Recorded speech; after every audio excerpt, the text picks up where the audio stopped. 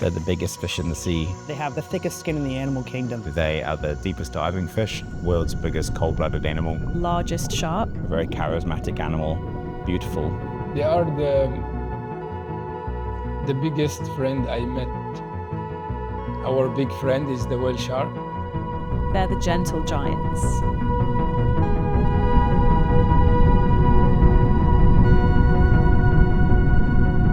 Ultimately, we start a new project when we see some question that we really need to answer. This project has been 15 years in the making. The project is an ecology project on whale sharks. We're going to be satellite tagging, tissue sampling, and plankton sampling. We're looking at photo ID, we're deploying some tags, and this is all to help us understand what these whale sharks are doing when they're here and learn more about their biology and their ecology when they're in Oman waters. Why they're here? Why are they aggregating in such large numbers? These are all questions we need to answer.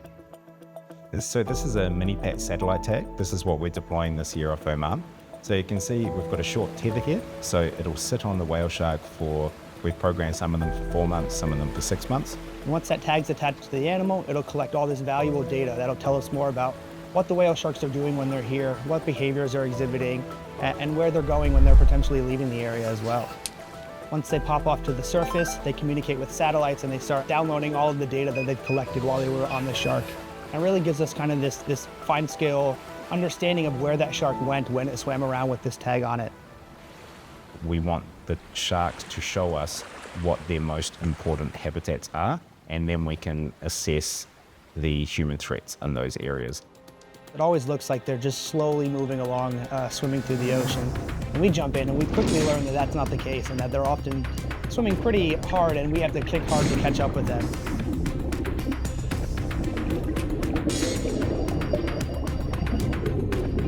We're also doing this while freediving and while snorkeling, so as we're swimming to catch up with a whale shark, we have to catch our breath to then maybe free dive down and get our photos and deploy our tags.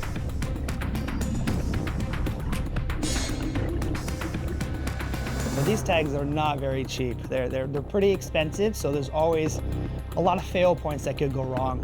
So there's always this sense of worry and maybe uncertainty that the tag's gonna do what you tell it to do and transmit that valuable data that it's collecting.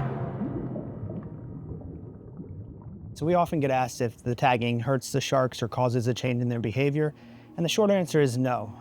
We've been all over the world. We've tagged a whole bunch of sharks. It often goes about its business, doesn't have any reaction to us. It continues feeding, it continues cruising along, it continues moving. They don't really have pain receptors that we have as humans. Whale sharks have the thickest skin in the animal kingdom, so they have about 16 to 20 centimeters of this kind of really hard protective layer of skin. They have dermal denticles, which are like armor, so it's often very hard to even get the tags deployed on animals in the first place.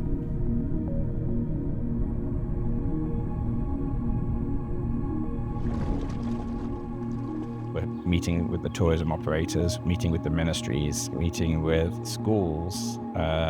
We've got a very short period of time, but we need to inspire people here to realize that there's an issue here. A lot of the sharks that we see here have scars on them. There's a lot of damage to some of the sharks that are here. So something needs to change to protect them. I think it can be quite easily done. It just has to happen. Each individual is identifiable just from a photo. So we've been trying to spread especially that aspect. So people go out and take photos of the sharks. Just like that, basically everyone can be a whale shark scientist and contribute to research. So without Dominiat shells, we probably wouldn't be here today. The data that they've collected over the years is invaluable. They've been fundamentally there, they're backing all this research since it started.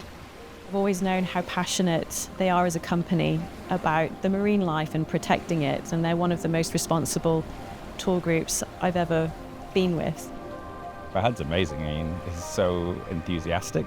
It's just inspiring to watch. He cares so much about the whale sharks. It's amazing to see somebody so passionate. Because we do care a lot about the sea. So it was a good opportunity for us that we share our knowledge and respect.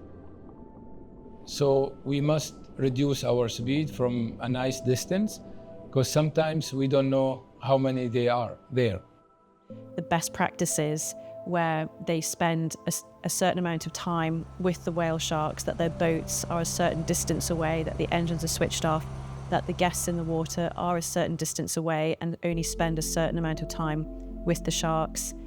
And also speed limits within areas where whale sharks are known to be. All of this is just to help for the welfare of the sharks and also the welfare of people. Honestly, I did promise myself from the first day I met all my friends, and I did promise them that I will stand for them. And now everyone hear about it, so they will be more careful. This is the first step. You need a mass of people that want whale sharks to be protected. And things kind of go from there.